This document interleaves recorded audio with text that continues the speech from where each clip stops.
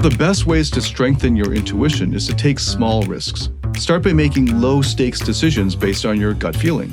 Really simple cases like choosing a book to read, or deciding who to sit next to at an event, or saying yes to a coffee date. Every time you trust your judgment and it works out, you build confidence in your ability to navigate bigger decisions down the road. Finally, don't underestimate the power of self-awareness in this whole process.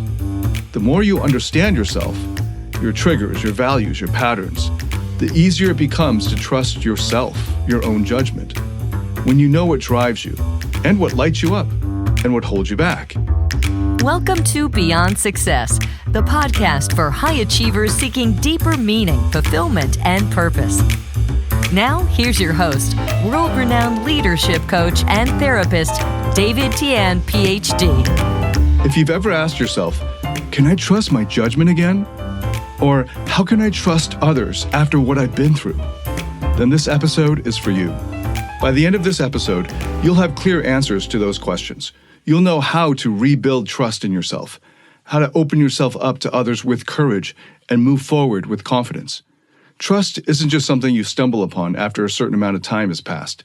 It's something you can actively rebuild, step by step, starting today.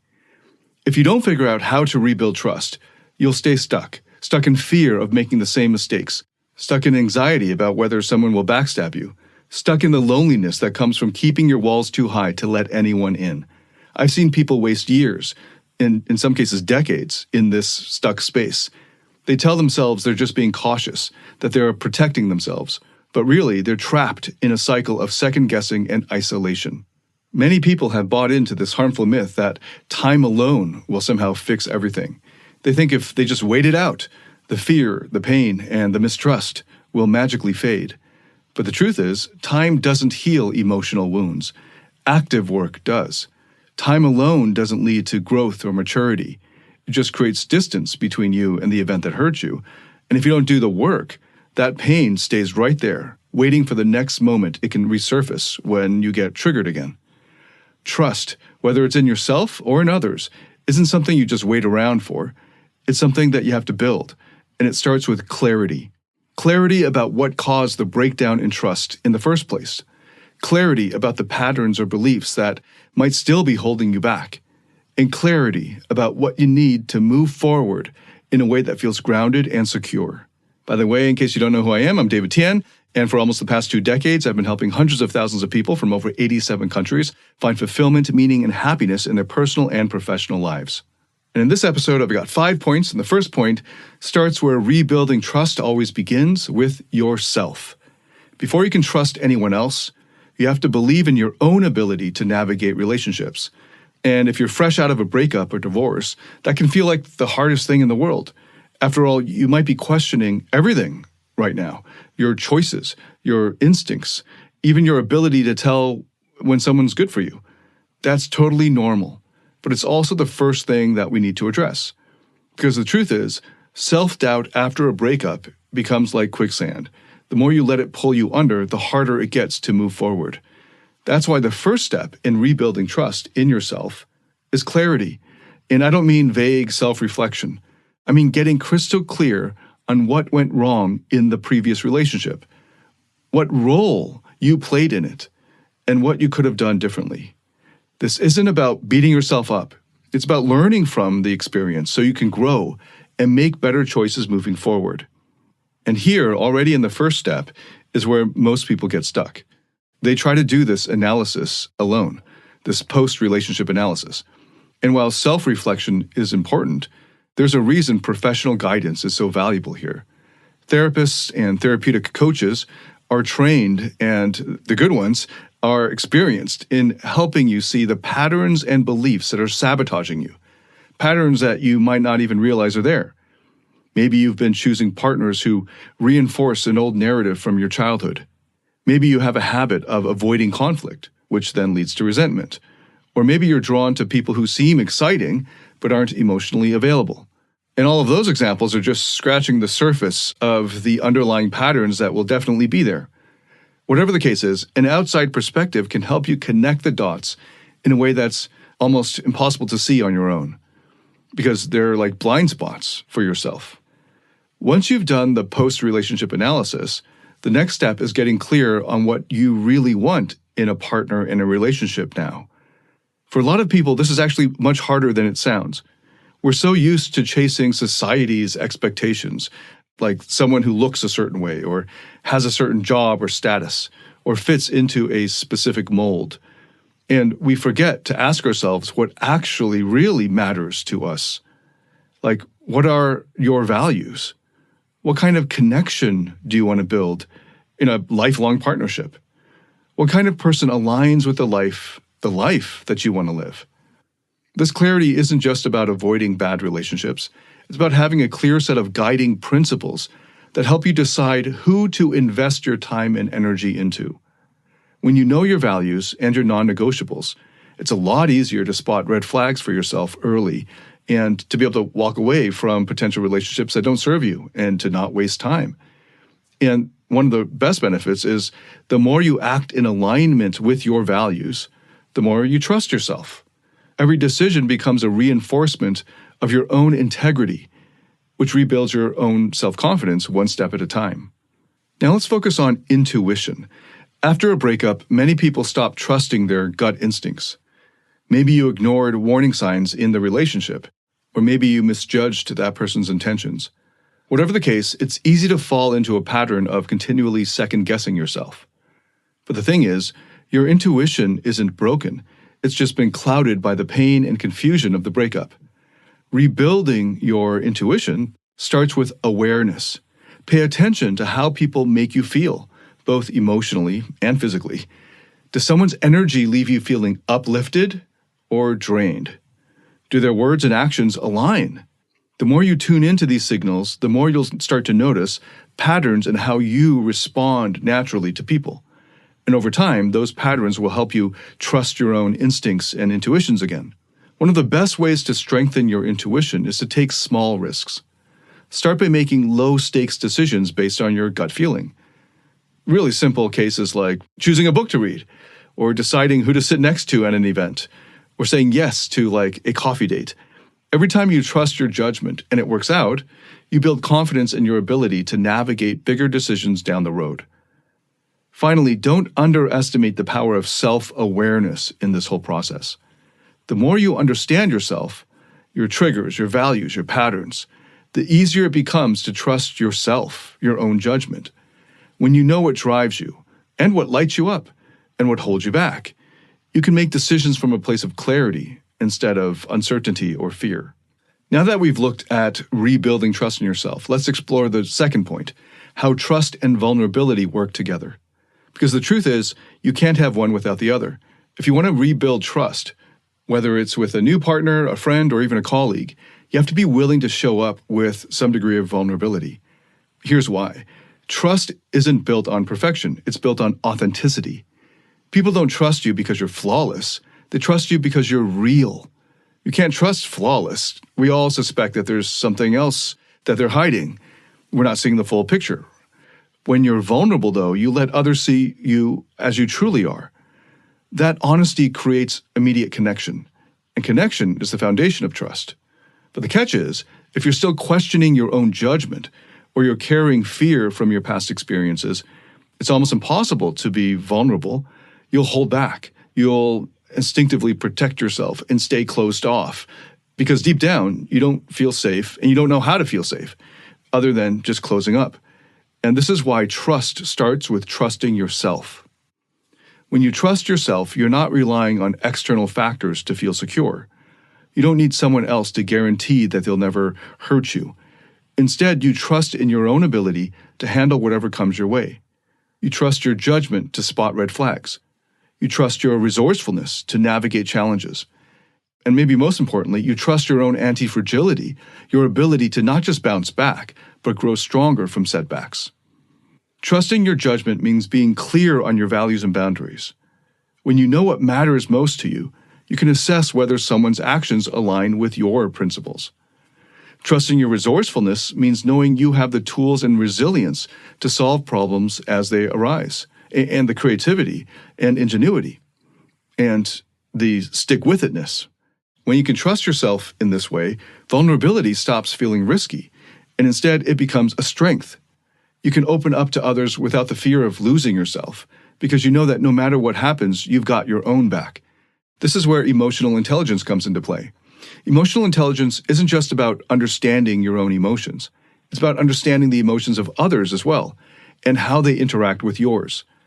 It's the ability to read subtle cues, navigate interpersonal conflicts, and respond in a way that strengthens relationships instead of eroding them.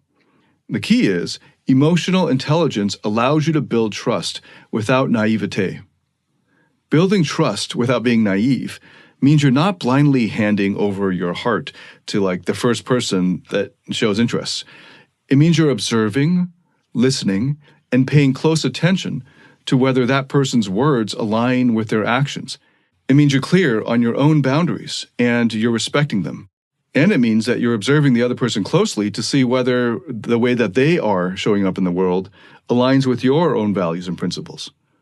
One of the best ways to start building trust in a new relationship or repairing trust in an existing one is through clear, honest communication, transparent communication.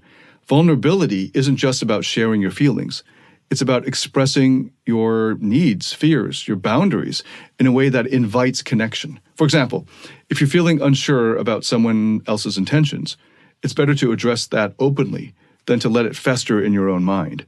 You could say something like, "I've been feeling a little uncertain about where we stand. Can we talk about this?" That kind of honesty creates space for understanding, and understanding is what trust can grow from. At the same time, emotional intelligence helps you recognize when someone else is being vulnerable with you.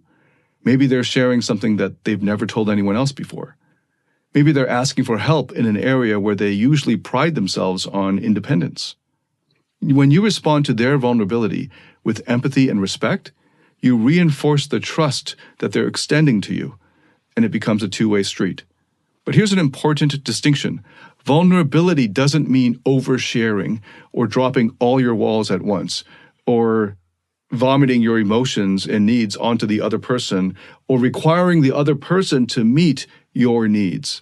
In another podcast, I've made an episode on how vulnerability is often weaponized to manipulate others, to try to get them or someone else to meet your own needs. And in many other episodes, I've explained why a successful relationship requires being able to meet your own emotional and psychological needs yourself. And then in a successful relationship, the partner is a secondary caretaker of your own needs. But you've got to grow to the point where you can become where you are, the primary caretaker of your own emotional needs and psychological needs. Okay, so to recap the second point, trust and vulnerability are two sides of the same coin. You can't build trust without taking the risk of vulnerability, and you can't truly be vulnerable without trusting yourself first. When you develop that foundation of self-trust and combine it with emotional intelligence, you create relationships that are grounded, balanced, and authentic. Many high achievers struggle when it comes to managing their emotions or navigating their relationships, and they hit a wall when it comes to emotional mastery. Maybe you've noticed that stress, frustration, or anger is seeping into your personal or professional life, or you feel disconnected from those you care about. That's where David Tian's Emotional Mastery Program comes in. It's based on peer-reviewed, evidence-backed therapeutic methods to help you find happiness, love, and real fulfillment. Learn how to break free from the emotional roller coaster and start thriving in every area of your life. You can find out more at davidtianphd.com/emotional mastery. That's davidtianphd.com/emotional mastery. The third main point is something most people avoid but can't move forward without: forgiveness and letting go. This isn't easy to talk about, especially when you're still carrying the weight of a breakup or a divorce. Maybe you feel betrayed, wronged, or even humiliated. Those emotions are valid, but holding on to them can quietly sabotage your future. Bitterness and resentment might feel like an armor, protecting you from pain, but they're actually walls that block love, connection, peace. Forgiveness isn't about saying what happened was okay. It's not about excusing bad behavior or pretending the pain doesn't exist. Forgiveness is about choosing to release the grip that resentment has on you. When you hold on to bitterness, it's like carrying a heavy bag of rocks everywhere you go. It drains your energy, it clouds your vision, it makes it impossible for you to move and live freely. Forgiveness is how you put that bag down, not for the other person's benefit, but for yours. Thich Nhat Hanh, the late Vietnamese Zen master, said that forgiveness starts with understanding. He wrote, "When you understand, you cannot help but love." Now, let's unpack that. I got to explain this. Forgiveness doesn't mean you have to rekindle love for the person who hurt you, but it does mean seeking to understand. And this is that clarity that I was referring to earlier. To understand where that person's actions came from, to understand what their own struggles might have been that led them to those actions, understand how their pain might have influenced their behavior. This understanding, this analysis of that other person doesn't excuse what they did, but it will humanize them. And when you see someone's humanity, it's a lot easier to stop clinging to resentment. Here's another way to frame it. Nelson Mandela once said, "Resentment is like drinking poison and then hoping it will kill your enemies." When you hold on to anger or bitterness, you're not punishing the other person, you're punishing yourself. Mandela understood this better than pretty much anyone. After 27 years in prison, he could have emerged consumed by hatred for the people who put him there. Instead, he forgave them, not because they deserved it, but because he refused to let them control his mind and his heart. He recognized that forgiveness wasn't a gift to his oppressors, it was freedom for himself. So, how do you start forgiving when the pain feels so fresh or so deep? It begins with a choice. Forgiveness isn't a feeling that magically arrives one day. It's a decision that you have to make to stop letting the past dictate your present. That decision doesn't erase the pain overnight, but it opens the door for healing. In my courses called Heart and Rock Solid Relationships, I have 2 meditations that are meditative processes that are between 20 to 30 minutes in length that help you to go through that guide you through that process of letting go of the bitterness and resentment in your mind that you're unconsciously carrying around. And it's a really powerful and enjoyable and beautiful. I think if you go through it, you'll experience the beauty of it.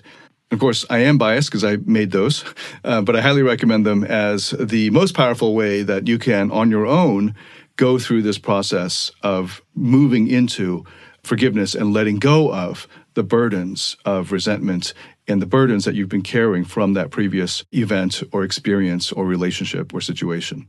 I also highly recommend a meditation practice, a daily meditation practice in general.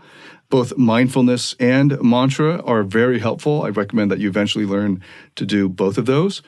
And meditation, when done properly and daily for a period of time, will help to train you to sit with the feelings that come up, feelings of anger or hurt, and being able to make space for them and endure them without trying to push them away or fix them. You'll be able to notice how they feel in your body. Often, when you give those emotions space to be felt, they begin to lose their intensity and they shift. In my program, Emotional Mastery, which is currently on the 2.0 iteration, I release new meditations every week in that program that will help you to do all of this. Here's something else to consider. Forgiveness isn't just about the other person. It's also about forgiving yourself. Maybe you're carrying guilt for mistakes that you made in the relationship. Maybe you're replaying moments where you think, I should have seen that coming, or I should have done more. And beating yourself up like this won't change the past. So forgiveness is how you let go of self-blame and embrace the lessons instead. When you forgive, you create space for new possibilities to emerge, new experiences, new connections.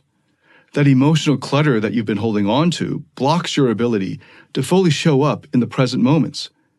But when you release that burden, something shifts. You start to feel lighter. Your heart opens. You become capable of connecting in ways that you couldn't before. Forgiveness doesn't mean that you forget. It doesn't mean that you let toxic people back into your life. Boundaries are, of course, always and still important. But forgiveness does mean that you stop letting the past control your future. It means you choose freedom over bitterness. As Thich Nhat Hanh has said, forgiveness will not be possible until compassion is born in your heart. Compassion doesn't have to be for the person who hurt you. It could be for yourself. Forgive because you deserve to live without the weight of anger. Forgive because your future relationships deserve a version of you that's whole and open and not stuck in the wounds of the past. So the next point is about something that can feel both exciting and terrifying after heartbreak: opening yourself up to new relationships. If you've been through a painful breakup or divorce, the idea of letting someone else get close to you again can feel really risky. There's that nagging fear in the back of your mind. What if I get hurt again? What if I open up and they let me down again? And that fear, of course, is totally natural. It's your brain's way of trying to protect you from more pain. But the problem is, if you let that fear take over, it doesn't protect you, it isolates you. It keeps you from the connection, intimacy, and joy that we as human beings require and that relationships can bring. So how do you move past that fear? It starts with reframing how you view vulnerability. So again, vulnerability isn't about opening yourself to just anyone. It's about showing up authentically while also using discernment and not naivete. Discernment means you don't rush to open every door. You take your time. You get to know people over time, observing their actions and patterns instead of jumping to conclusions based on surface-level chemistry. Discernment also means being clear about your values and your boundaries, what you will and won't accept in a relationship, and if the boundaries are crossed, what you will do, and then actually following through. But discernment doesn't mean shutting yourself off from connection. That's where vulnerability comes in. Vulnerability is the courage to share your authentic self with someone else, even if there's a chance they won't reciprocate. And the key here is that it requires courage. But courage doesn't mean that you're not afraid. It means you move forward despite the fear, because you know the reward is worth it. So let me illustrate all of this with one of my clients. We'll call him James. James, when he came to me, was a senior VP at a multinational company, and he had a messy divorce, and he felt completely broken. He didn't trust his own judgment. He was terrified of letting someone else in again, personally. And he was afraid of facing rejection and betrayal. He told me, I don't think I can go through all that kind of pain again. So when James and I started working together, we focused on building his self-confidence. He identified his core values, what really mattered to him in life and in relationships, and what he really wanted in a relationship. He set clear boundaries around those values, which helped him feel more grounded and less anxious about dating. And then over time, he started putting himself out there. And at first, he held back, afraid to be vulnerable, but over time, he began to share pieces of himself, not all at once, but in a way that felt safe and authentic. And the more he leaned into what he felt as vulnerability, the more he realized something really powerful. The vulnerability wasn't as risky as he'd imagined because he had become stronger and more courageous. And it actually strengthened his connections. And with his newfound discernment, he could spot red flags early on, and this allowed him to walk away from people who didn't align with his values. And instead of feeling like he had failed because of that, he felt like he was moving forward because this was saving him time, and he had made progress in filtering out one more person. Eventually, James met someone who turned out to be really special to him, and he tells me that they don't just connect, but that he feels like he's in a partnership, and that there's trust and respect, and they share a vision for their lives together. And today, he'll tell you that learning to balance vulnerability with discernment transformed not only his relationships, but also how he leads his teams at work. Which brings us to the final point: imagining your next chapter with optimism. When you're still recovering from a breakup, it can be hard to picture a brighter future. But this step is essential. Your mind needs a vision to work toward. Without it, you're more likely to repeat old patterns or settle for relationships that don't truly fulfill you. So take some time to envision the kind of relationship that you want moving forward. What does it look like? How does it feel? What kind of person do you want to share your life with? In my courses, Drive, Purpose, Invincible, Rock Solid Relationships, Freedom You, I have meditative processes that will help you to access from your unconscious the vision that would excite you and inspire you to move forward. So if you want to make use of those are an amazing way of doing this sort of vision exercise. And as you create this vision, get specific about your values and your non-negotiables. So maybe honesty, growth, emotional connection, maybe those are at the top of your list. Maybe you need a partner who values independence as much as you do. Whatever it is, write it down. Writing it down helps you to see it more clearly. And having clarity around your values doesn't just help you attract the right people. It helps you show up as the kind of person who aligns with those values. And here's something that most people don't realize. Opening yourself to love again doesn't just enhance your relationships. It impacts every area of your life. When you allow yourself to connect deeply with someone, it unlocks parts of you that might have been dormant. And you start showing up differently at work, in your creative pursuits, and in your leadership. James told me that after he met his current partner, he became a lot more empathetic as a leader at work. He found himself listening more, connecting with his team on a deeper level, and approaching challenges with a greater sense of collaboration. And that's the power of openness and connection. It uplifts everyone. The truth is, opening yourself to a new relationship will require work. And it's, of course, not always easy. But when you balance vulnerability with discernment, and when you build relationships on a foundation of shared values and principles, then the rewards go far beyond the relationship itself. You grow as a person. You live more fully. And you create a life that reflects the best of who you are. All right, let's recap the 5 main points we covered today. First, we talked about rebuilding trust in yourself. This means recognizing and overcoming self-doubt, gaining clarity about what went wrong in your past relationship, understanding your values and guiding principles. Without this foundation, it's nearly impossible to trust others or to move forward in a meaningful way. Next, we explored trust and vulnerability. True trust isn't about being naive. It's about balancing openness with discernment. When you trust your judgment and develop emotional intelligence, you can be vulnerable without losing yourself. Then we tackled forgiveness and letting go. Resentment isn't protecting you, it's blocking you. Forgiveness isn't about excusing bad behavior. It's about freeing yourself from the emotional chains of the past. As Mandela said, resentment is like drinking poison and expecting it to harm someone else. Fourth, we focused on opening yourself to new relationships. By overcoming the fear of being hurt again, balancing vulnerability with discernment, and setting clear boundaries, you create space for authentic connection. It's not about rushing into something new, but about stepping forward with courage and clarity. Finally, we went into how to imagine your next chapter with optimism. When you can define your values, your vision, and your non-negotiables, you don't just attract the right kind of relationship, you become the kind of person who can thrive in one. Now, if you ignore this work, the consequences aren't just bad, they're life-altering. You'll carry unprocessed pain into every future relationship, repeating the same patterns that led to your heartbreak in the first place. Resentment and fear will keep you isolated, disconnected, and unfulfilled. And over time, the walls you've built to protect yourself will only create more loneliness. But if you take this to heart, everything we've covered here in this episode and in this podcast, then the possibilities are endless. You'll rebuild trust in yourself, allowing you to connect with others authentically.